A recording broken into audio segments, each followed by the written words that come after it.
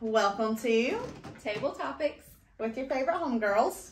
We are here today with Hale Mortgage Group. Yay!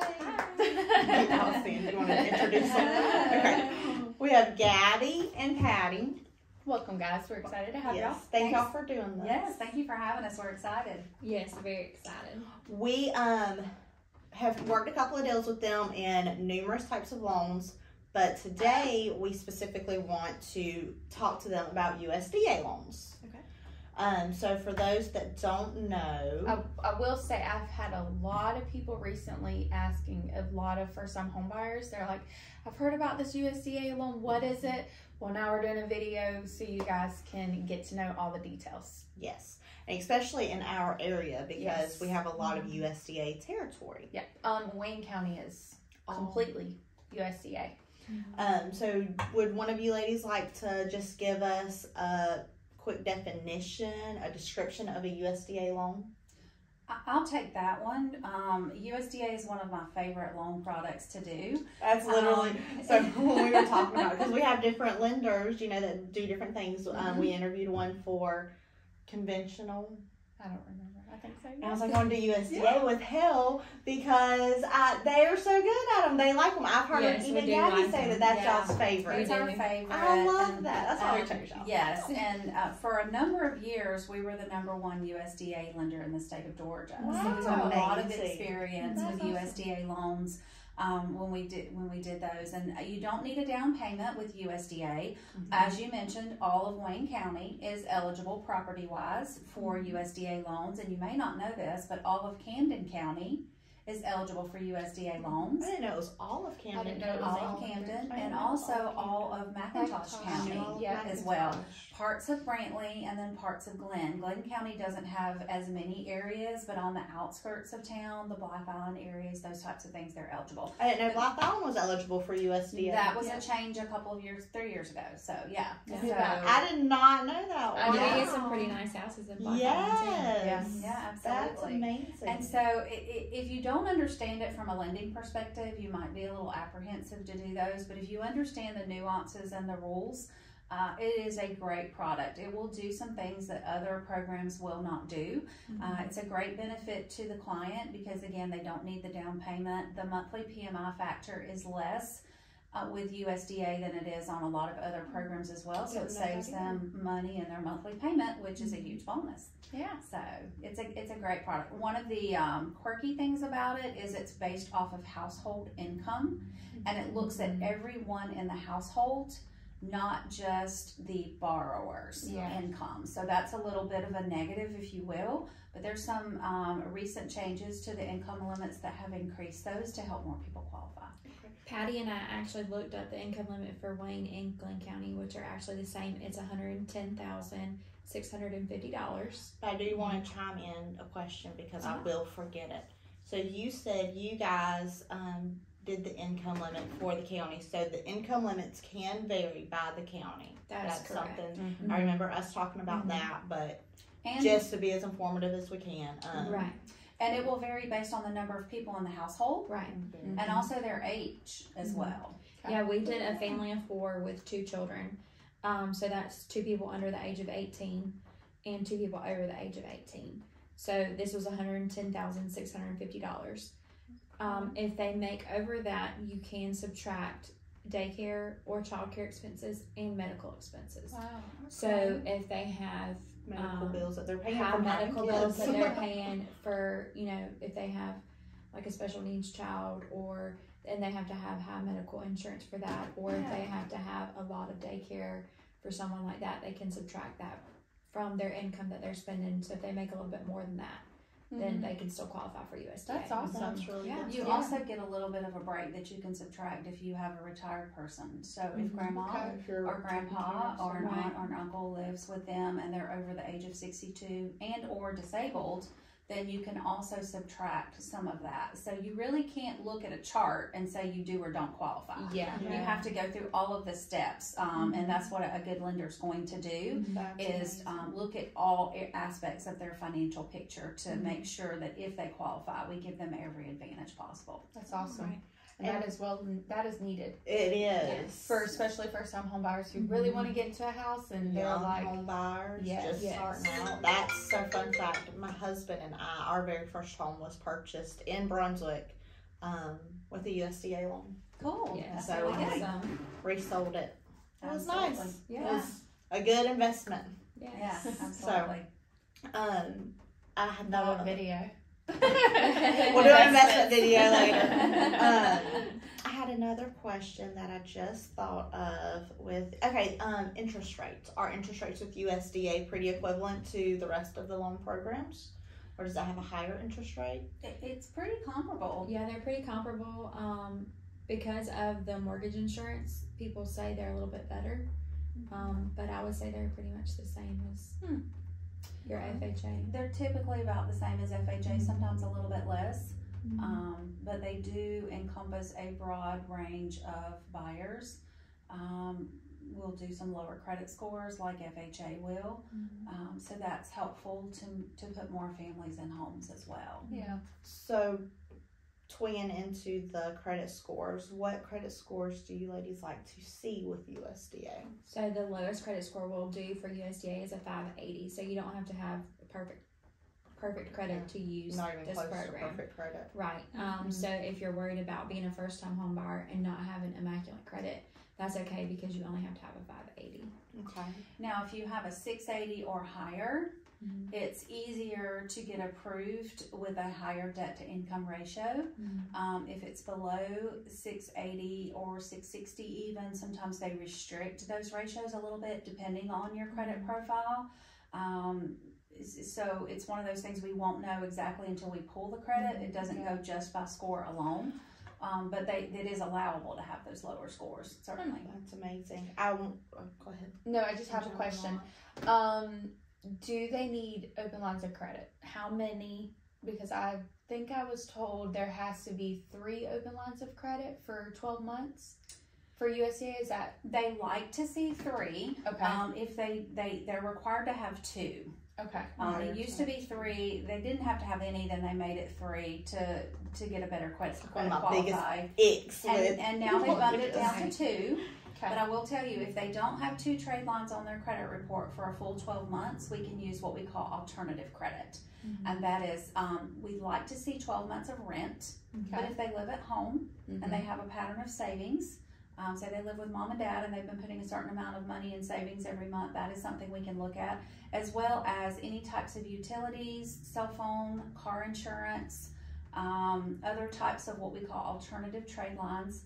If they are paying daycare, for example, and we can get a letter of payment history from a daycare, we can use that. But if they don't have anything on their credit report, they really want to see rent and 1 utility, or if they don't have rent, then they want to see 2 other types. Okay. One more question. We'll probably have more, but I have another question. Okay, since it is a 100% finance type of loan, right? Is there a second small mortgage for what would have been a down payment, or is it just all in that loan? Because there's programs where once they get ready to pay off or sell, they have a small little mortgage tacked on to the back. Does this do that same thing? No. Okay. So the only thing that the home buyer is responsible for are closing costs, which are your attorney's fees, your title, things like that. They're not responsible for any type of second mortgage or anything of that Are they nature. required to pay for the appraisal? Yes. Or is the appraisal included in? They're required to pay for their appraisal. And just for the viewers, how much does an appraisal usually run with USDA? I think they're around $600 to $650. It'll depend on what the appraiser charges, and sometimes it's specific to the property. If it's a more rural or remote or more challenging, unique type property, such as a log cabin or something like that, appraisers may charge a little bit more. But it's typically what we see around $650. Around $650. So appraisal, closing costs are really the only out-of-pocket expensive. And for the viewer that doesn't know, when you work with a good realtor, sometimes we can work in that closing cost into the deal. The majority of the time. So you're really only coming out of pocket appraisal and a home inspection in this scenario, hopefully. And I would like to share something that not everyone knows, and not to confuse a first-time home buyer, but USDA is the only product that will allow you to finance in a portion of the closing cost. Oh, Really? Mhm. Okay. And so the seller can pay 6% of the sales price towards closing, which is the same as for FHA. Yeah. But with USDA, if the home appraises for enough, we can actually add in some closing costs to the loan amount. For example, if you have $100,000 purchase price, typically you could get a loan with USDA for the $100,000 purchase price. The seller could pay $6,000 towards closing, but say your costs are a little above that, say they're $7,500 when you add in the first year's insurance premium as an example. That $1,500 can be added to the loan amount, making that loan amount 1,015, Wow. as long as the home appraises for at least 1,015. Yes.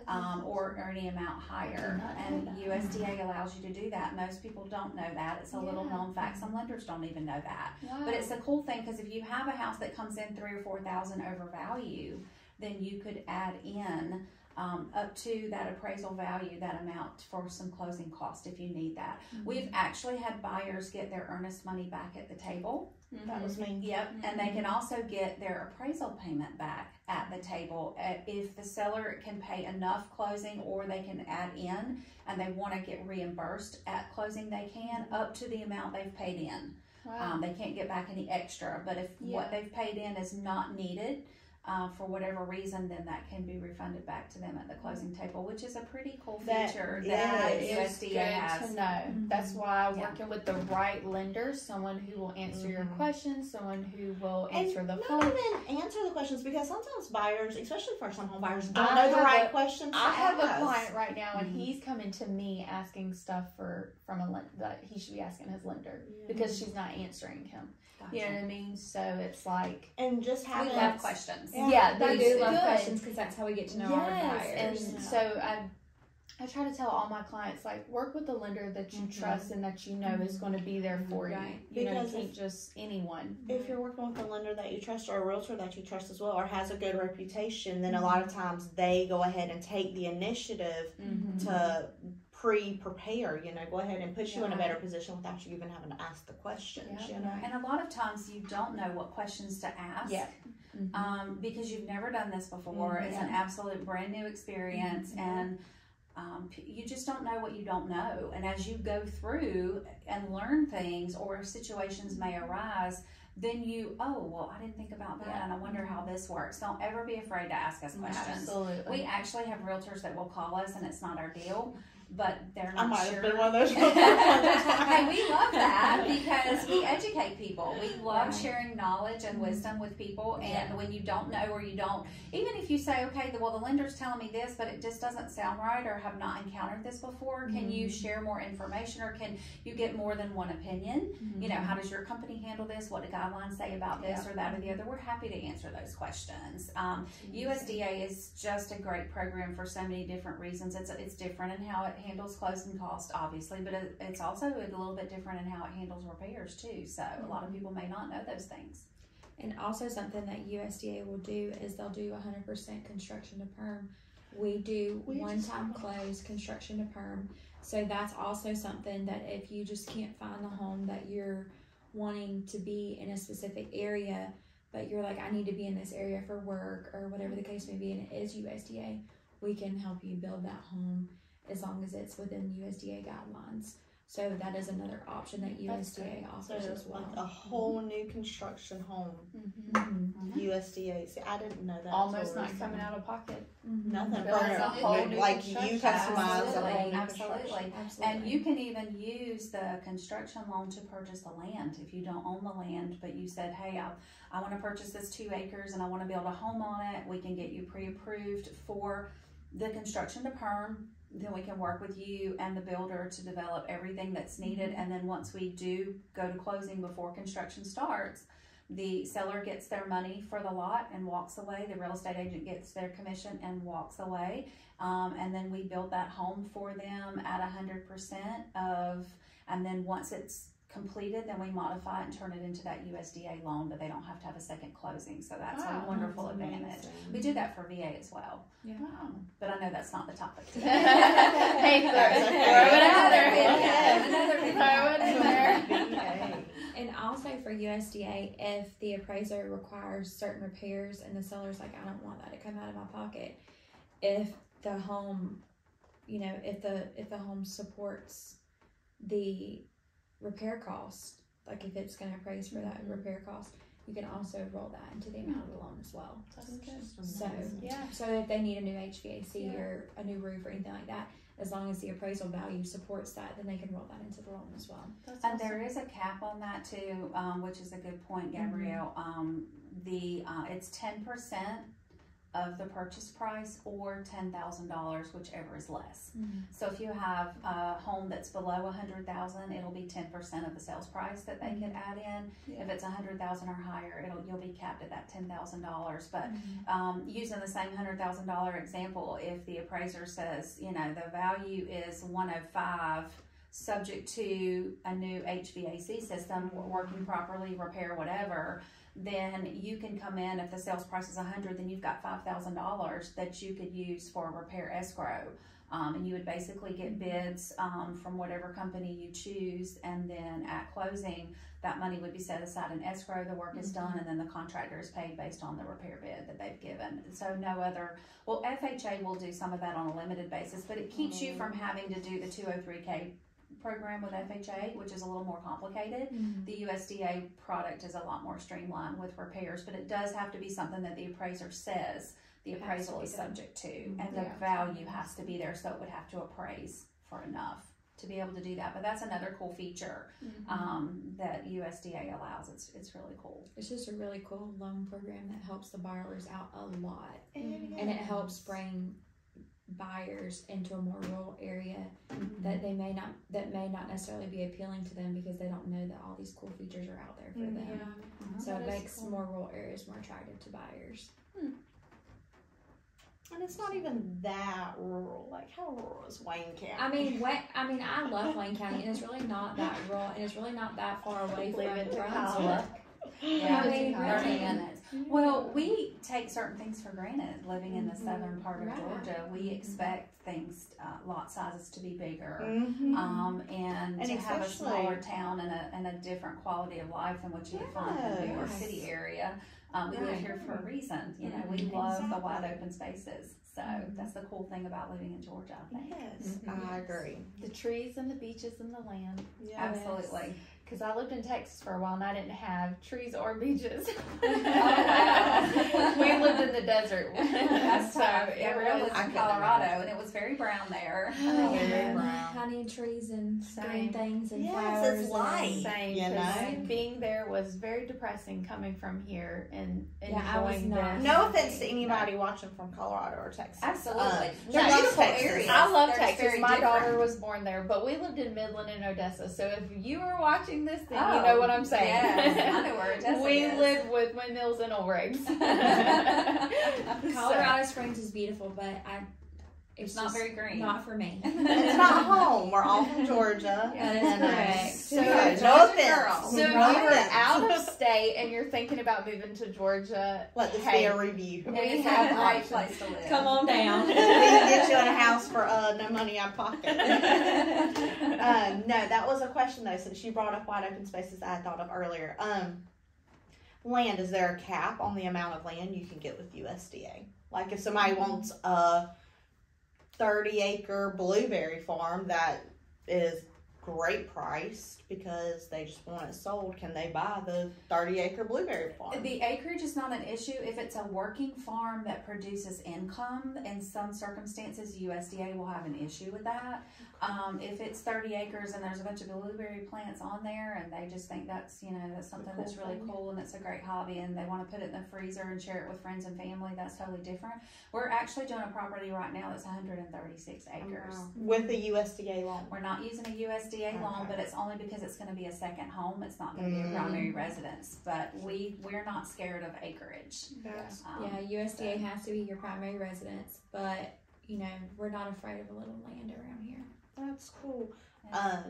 Is there a limit on the age of the home with USDA? Like, does it have to be is it 78? for the lead? No, it doesn't.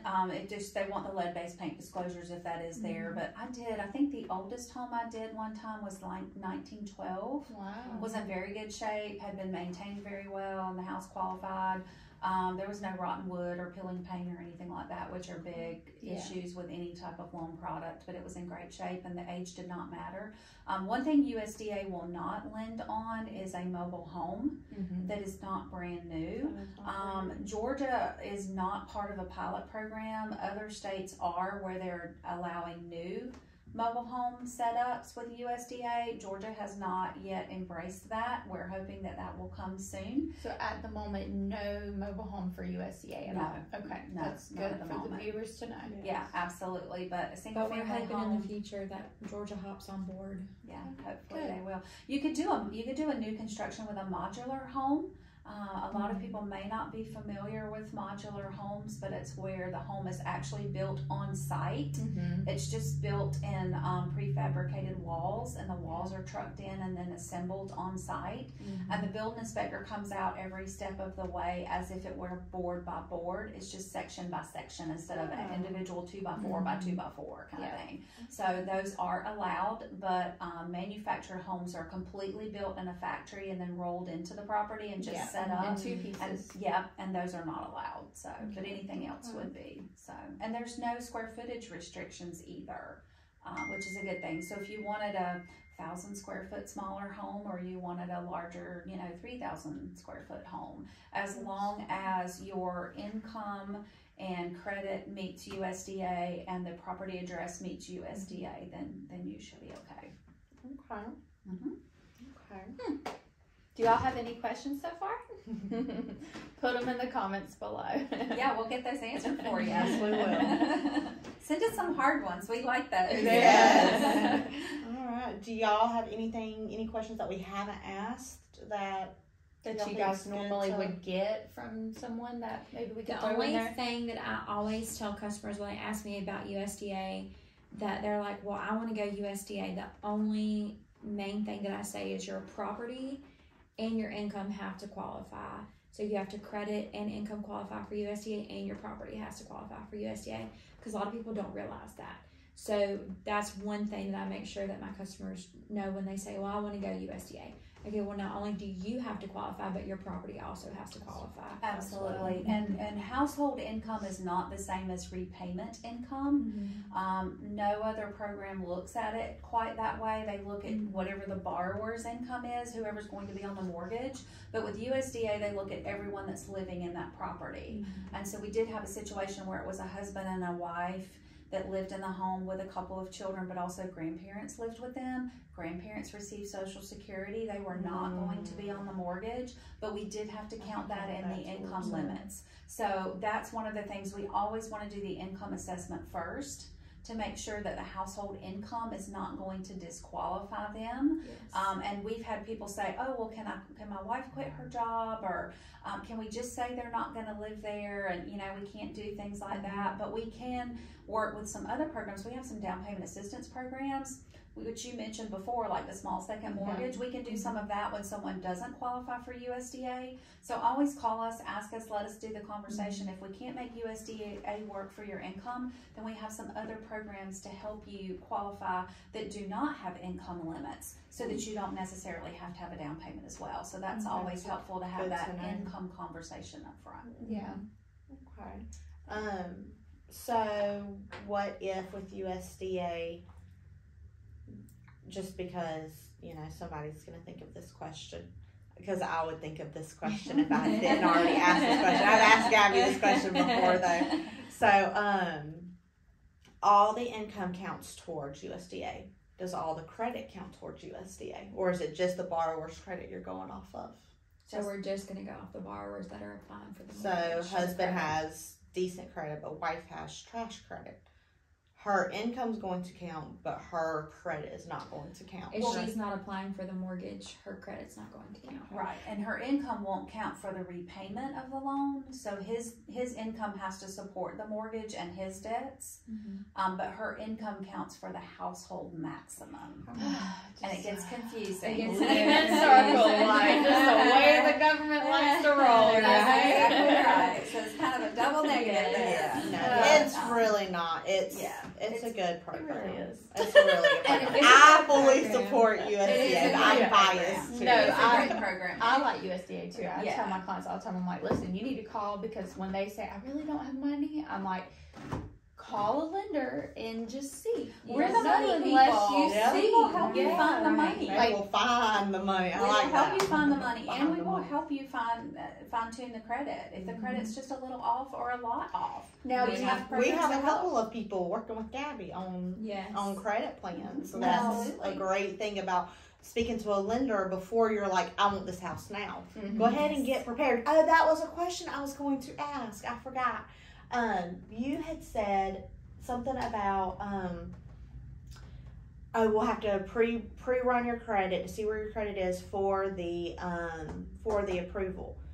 But whenever you run the credit for the first time, it only drops your credit like three-ish points, correct? Maybe. So Yeah. viewers shouldn't be scared of running their credit to see where they stand. Well, I It's- was gonna. it's That, good. I was just about to ask. Do you guys do a soft pull where it doesn't affect their credit in the beginning? We You can. do. Okay, because can I do a have a soft lot pull. of clients who are like, really, are they able to do a soft pull? And I do know some who can. So that's really good Yeah, to know if Absolutely. you guys can do we'll that. be happy to do a soft pull. The only issue with a soft pull It's is not hard. it's not a hard pull. It does give us all of the same information. Yeah. It just cannot be released to the automated underwriting systems for GUS, which is Guaranteed Underwriting System. That's USDA's acronym for their underwriting software.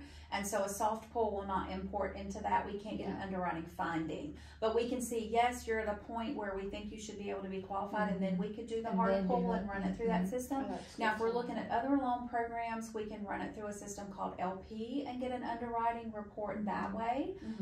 So for like FHA or and that- national. and that doesn't hurt Yeah. your credit. And Yeah, that does not not the hurt soft their pull. credit. Okay. We also have a credit simulator where we can import the credit report into it and tweak it, make changes, add an account, pay off an account, pay down the That's balance, those types of things, so that we can. Where are we going to start with I had said we have people on credit plans right now. By the way, Kyla's phone died. Because she forgot to charge it last night. She forgot to charge it last night. So 29-year-old businesswoman with 3 kids in school and a husband that all may need me. So we're just gonna wrap up this video. And if there's anything that we forget, we'll just do another one. Yes, absolutely. I told both ladies we have 2 more videos with appraisals and then possibly how the election, one of our top excuses is, I want to see what this election is going to do. Yeah. How it actually plays into buying a home. So we will have these ladies back for sure. Yep. Absolutely, because the cost of waiting is substantial, and I'll illustrate some things to share that with you. Cool. So be on the That'll be lookout good. for that. We said they had a great app that has a calculator. So Yeah, and so if you'll reach out to us, we can share through a text or an email, and it has great tips and things you can use to calculate. But can I share something about credit? Yes. There is something called trigger leads. I'm not sure if y'all are aware of what trigger leads are, but the credit bureau, Equifax, Experian, and TransUnion will actually list with your name and contact information to mortgage lenders who are looking for leads. These are online lenders usually that do not have trusted referral partners like you. They're not personal. They're just trying to fit a quota, and so they call. And when your name gets sold to them, they will call you repeatedly. Congress is actually working on a bill along with the Consumer Finance Protection Bureau excuse me, to put a stop to this practice because we feel like it's very abusive. Yeah. One guy got 190 something calls in 4 hours, and that is insane. Absolutely ridiculous. And that is abusive to be contacted that many times from that many different lenders. So there is a way to stop that. if you've heard about trigger leads or if you're worried about that, we as lenders do not sell their information to anyone. We don't share it with anyone. Nobody's going to know that you've called us unless you tell them. But if you want to protect yourself from trigger leads, I would suggest before you make application with a lender and allow them to pull your credit, go to prescreenoptout.com. It's one of those, you probably get them a lot of credit card things in the mail. You get inundated with offers of credit all the time, and this stops that practice. So you can remove that at any time, but if you go online and fill that out, it's an easy way to stop the trigger leads. That way nobody's going to call you and bombard you, because when you should be able to contact the lenders that you want to talk to and compare, but you don't want 50 people from across the country that doesn't know you or anything about you contacting you and asking for your personal information. So it prevents a lot of fraud, and it prevents a lot of aggravation for the customer. So I really feel like overwhelming. It can and that be. can deter you. Like, I don't even want to buy a house. Absolutely. I'm over it. Done with it. Absolutely. And people worry about their credit getting hacked and things like that. And it's never a good idea to let too many people pull your credit. We urge against that. But it is a good idea to get a couple of recommendations from trusted referral partners, from family that has had a good experience, but definitely from your real estate agent, because they are looking out for you. They have your best interest are at heart. illegal, so they don't pay us Absolutely. to recommend them. No, we can't. We only recommend because it makes our life easier, because they get to the closing table. Yes, and that's a seamless the goal. passion. And we don't look good in orange, so we don't go down that road.